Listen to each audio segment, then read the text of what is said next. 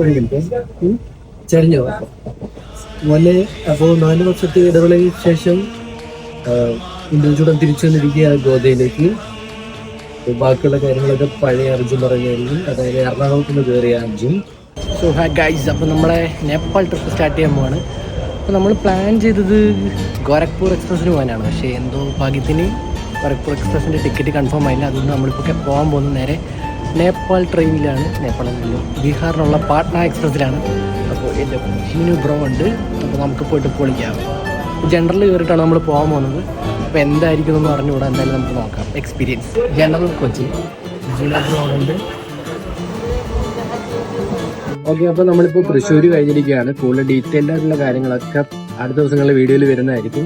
എന്ന് പറഞ്ഞു കഴിഞ്ഞാൽ 2-3 ദിവസം നമ്മൾ ഈ ട്രെയിനിൽ തന്നെയാണ്. നമ്മളിപ്പോൾ കയറിയിരിക്കുന്ന ട്രെയിൻ എന്ന് പറഞ്ഞാൽ എറണാകുളത്ത് നിന്ന് സ്റ്റാർട്ട് ചെയ്യുന്ന പട്നയിലേക്ക് പോകുന്ന പാട്ന സ്പെഷ്യൽ എക്സ്പ്രസ് ആണ്. നമ്മൾ തൃശ്ശൂരിൽ നിന്ന് സ്റ്റാർട്ട് ചെയ്തിട്ട് നേരെ എറണാകുളം എത്തിയെന്ന് പറഞ്ഞു കഴിഞ്ഞാൽ നമ്മുടെ കണ്ണൂരിൽ നിന്ന് പോകുന്ന ട്രെയിൻ ഉണ്ടല്ലോ, ഡെയിലി എക്സിക്യൂട്ടീവ്, അതിനാണ് നമ്മൾ നേരെ എറണാകുളത്ത് എത്തിയത്. എറണാകുളത്ത് എത്തിയിട്ട് അവിടെ നിന്ന് നമ്മൾ സ്റ്റാർട്ട് ചെയ്യുകയാണ്.